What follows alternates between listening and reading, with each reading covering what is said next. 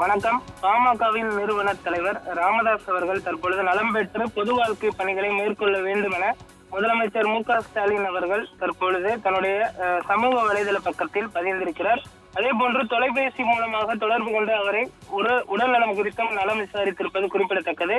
சேலத்தில் நேற்று இரவு சேலம் மேற்கு தொகுதியில் பிரச்சாரம் மேற்கொண்டு இருந்த போது திடீரென உடல்நலவு குறைவு காரணமாக மயக்கமடைந்த ராமதாஸ் தற்பொழுது சென்னையில் இருக்கக்கூடிய தனியார் மருத்துவமனையில் சிகிச்சை பெற்று வருகிறார். தனியார் மருத்துவமனையில் சிகிச்சை பெற்று வரும் ராமதாஸை செல்போன் மூலம் நலம் விசாரித்தார் முதலமைச்சர் மு.க.ஸ்டாலின்.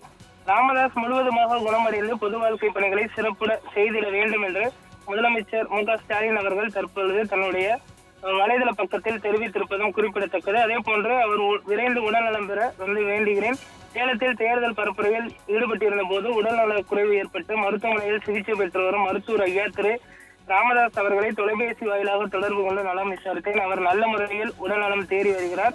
ஐயா அவர்கள் முழுவதுமாக குணமடைந்து விரைந்து தமது பொது வாழ்க்கை பணிகளை சிறப்புற தொடர்ந்திட வேண்டும் என விளைகிறேன் என்றும் தற்பொழுது முதல்வர் அவர்கள் தெரிவித்திருப்பதும் குறிப்பிடத்தக்கது. தற்பொழுது தேர்தல் பரப்புரையில் முதல்வர் அவர்கள் பிஸியாக இருப்பதனால் அவர் நேரில் சென்று நலம் விசாரிக்க முடியவில்லை என்று சொல்லப்படுகிறது.